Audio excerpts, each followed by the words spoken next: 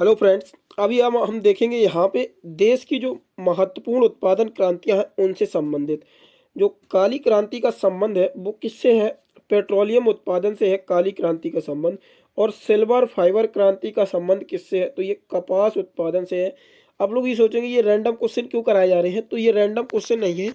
ये आप लोगों के जो कल एसएससी जीडी की 4 शिफ्ट हुई थी वो, और 2 शिफ्ट अभी हो चुकी है जब तक मैं ये वीडियो बनाने जा रहा हूँ। तो ये 6 शिफ्ट का ये निचोड़ है कि जो प्रश्न हम वीडियो में कवर करेंगे उन टॉपिक से प्रश्न पूछे जा रहे हैं, और आपके आने वाली परीक्षा में भी जो एसएससी जीडी के आने वाली शिफ्ट भी हैं उनमें यहाँ से प्रश्न 100% बनेगा, ये मेरी गारंटी है। यहाँ से प्रश्न आपको 2 से 3 बल्कि हो सकता है कहो आपको 4 प्रश्न मिल जाएं। यहाँ से आपको प्रश्न जरूर मिलेगा 100% श्योरिटी के साथ। तो ये वीडियो आप लोग जरूर देख के जाएं, और शिफ्ट में आपके 2 से 3 क्वेश्चन एकदम सही बैठेंगे यहाँ से। तो चलते हैं आगे की तरफ। तो ये क्रांति देख रहे हैं हम प्रमुख, जिसमें जो सैफ्रॉन क्रांति का संबंध है वो किससे है? तो ये केसर उत्पादन से है। और स्वर्ण क्रांति का संबंध जो है वो फल और शहद उत्पादन से है। हरित क्रांति, तो ये खाद्य उत्पादन से है। तो हरित क्रांति का भारत में जनक किसको माना जाता है? तो डॉक्टर एम एस स्वामीनाथन को भारत में हरित क्रांति का जनक माना जाता है। और श्वेत क्रांति का संबंध किससे है? तो ये दुग्ध उत्पादन से है। इसके बाद आती है नीली क्रांति। नीली क्रांति का जो संबंध है वो है मत्स्य उत्पादन से। और भूरी क्रांति यानी कि उर्वरक उत्पादन से इसका संबंध है।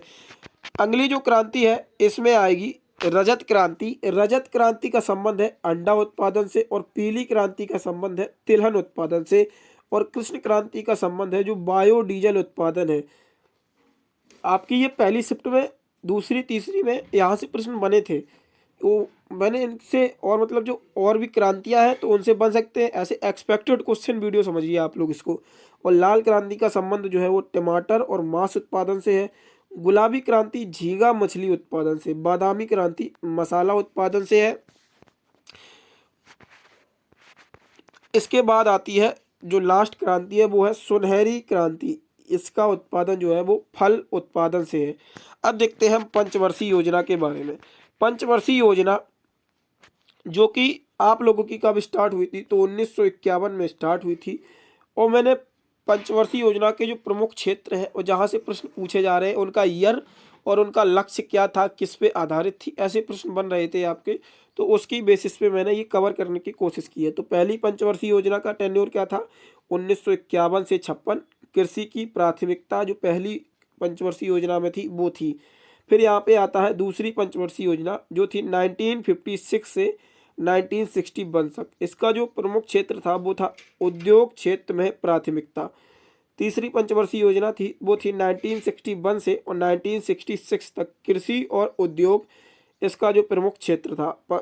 और इसके बाद आती है चौथी पंचवर्षीय योजना 1969 से 1974 तक, न्याय के साथ गरीबी के विकास को हटाओ। मतलब इसमें गरीबी हटाओ का नारा इसी पंचवर्षीय योजना में दिया गया था, चौथी पंचवर्षीय योजना में। इसके बाद आती है पांचवी पंचवर्षीय योजना 1974 से 1979, गरीबी और आत्मनिर्भरता को हटाया। छठवीं पंचवर्षीय योजना थी 1980 से 1985 तक, पांचवी योजना के रूप में जोर दिया गया। अगली जो योजना है वो है सातवीं पंचवर्षीय योजना। सातवीं पंचवर्षीय योजना 1985 से 1990 तक चली, फूड प्रोडक्शन रोजगार उत्पादकता। आठवीं पंचवर्षीय योजना जो 1992 से 1997 तक, रोजगार सृजन जनसंख्या का नियंत्रण। नौवीं पंचवर्षीय योजना 1997 से 1902 तक, और इसमें 7% की विकास दर रखी गई थी। 10वीं पंचवर्षीय योजना 2002 से 2007 यानी कि 2002 से 2007 तक, स्वरोजगार और संसाधनों का विकास। 11वीं पंचवर्षीय योजना जो आपकी थी वो 2007 से 2012 तक, व्यापक और तेजी से विकास। और 12वीं पंचवर्षीय योजना यानी कि 2012 से 2017 तक, स्वास्थ्य शिक्षा स्वच्छता समग्र विकास का सुधार। और इसके बाद आप लोगों को पता ही होगा, इसके बाद जो है वो योजना आयोग की जगह नीति आयोग का गठन कर दिया गया है, जो कि national institute of transforming India. वर्तमान समय में नीति आयोग के अध्यक्ष कौन है? तो वो नरेंद्र मोदी है। और सीईओ कौन है? तो BR।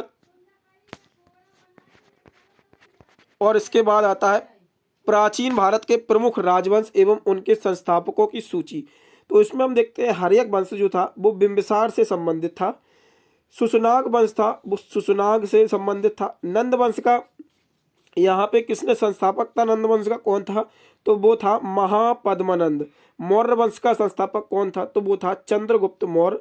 और शुंग वंश का संस्थापक कौन था, तो वो था पुष्यमित्र शुंग। यहाँ पे अगला राजवंश था कंड वंश, तो इसका जो संस्थापक था वो था वासुदेव।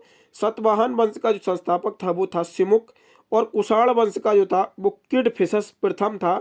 और गुप्त वंश का था वो श्रीगुप्त था। हूण वंश का तोरमाण था। और पुष्यभूत वंश का नरवर्धन था। ये थे आपके प्रमुख वंशों के संस्थापक। और यहाँ पे और भी है, जो पल्लव वंश का संस्थापक था तो वो सिंह वर्मन चतुर्थ था। चालुक्य वंश का जो संस्थापक था वो था जय सिंह। सॉरी, थोड़ा गले में प्रॉब्लम है, थोड़ा आप लोग इसको देख लीजिएगा। चालुक्य वंश का जो संस्थापक था वो तैलव द्वितीय था।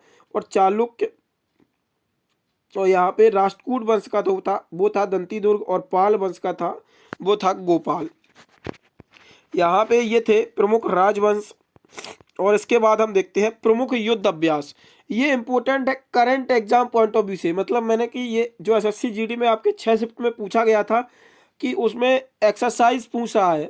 जो एक्सरसाइज उसमें पूछी जा रही है वो तो हो ही गई है, और जो एक्सरसाइज आपकी बन सकती थी एक्सपेक्टेड वो भी मैंने इसमें कवर कर रखी है। तो ये जो युद्ध अभ्यास हुए हैं सेनाओं और देशों के बीच में, इनसे कल आप लोगों को बता दें, कल 4 शिफ्ट हुई थी जिसमें चारों शिफ्ट में एक क्वेश्चन बना था। अब वो नौसेना से पूछ लिया था, आर्मी के पूछ लिया था, वायुसेना का पूछ लिया था, और किसी अन्य देश का पूछ लिया था। तो यहाँ पे मतलब चारों शिफ्टों में एक क्वेश्चन बना, और आज की 2 शिफ्टों में भी युद्ध अभ्यास से प्रश्न बना था। तो मैंने सारा युद्ध अभ्यास और एयरफोर्स के, नेवी के सारे यहाँ पे कवर कर लिए हैं, जिससे कि आपके आने वाले शिफ्ट में आप लोगों को मदद मिल सके। तो देखते हैं, पहला था इंद्र, रूस और भारत के बीच। दूसरा है मैत्री युद्ध अभ्यास, भारत और थाईलैंड के बीच। तीसरा है सूर्यकिरण, नेपाल और भारत के बीच। और चौथा है हैंड इन हैंड, चीन और भारत। प्रबल दोस्ती, कजाकिस्तान और भारत। नोमैडिक एलिफेंट, मंगोलिया और भारत। खंजर, किर्गिस्तान और भारत।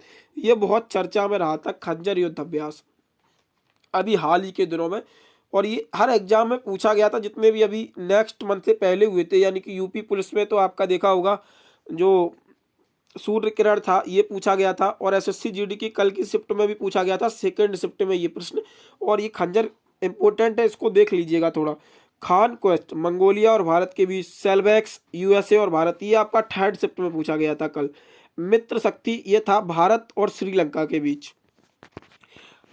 इसके बाद आता है अजय युद्ध अभ्यास। अजय युद्ध अभ्यास जो है वो यूके और भारत के बीच हुआ था। युद्ध अभ्यास यूएसए और भारत के बीच। वज्र प्रहार, यूएसए और भारत के बीच। इक्यूबेरियन, मालदीव और भारत के बीच। संप्रीति, बांग्लादेश और भारत के बीच। बोल्ड कुरुक्षेत्र जो हुआ था वो सिंगापुर और भारत के बीच हुआ था। अग्नि युद्ध जो है वो सिंगापुर और भारत। चीन इंडिया संयुक्त, चीन और भारत। गरुड़ शक्ति, इंडोनेशिया और भारत। अल नागहा, ओमान और भारत। विनबैक्स, वियतनाम और भारत। ये भी इंपॉर्टेंट है, आने वाले शिफ्ट में जरूर मिलेगा। इसके बाद आता है आपका जो अगला युद्ध अभ्यास है वो कौन सा है, तो अगला युद्ध अभ्यास है आपका विनबैक्स। विनबैक्स जो है वो भारत और वियतनाम के बीच हुआ है। इम्बॉक्स, म्यांमार और भारत। इसके बाद लामोते, सेल्स और भारत के बीच है। जो लामोते है वो सेशेल्स और भारत के बीच में हुआ था। और जो नेवी ने प्रमुख एक्सरसाइज की है, अब देखते हैं वो नेवी की जो प्रमुख एक्सरसाइज थी, जिसमें क्या आता है वरुण, फ्रांस और भारत। मालाबार, यूएसए, जापान और भारत, ये 3 देशों की एक्सरसाइज है।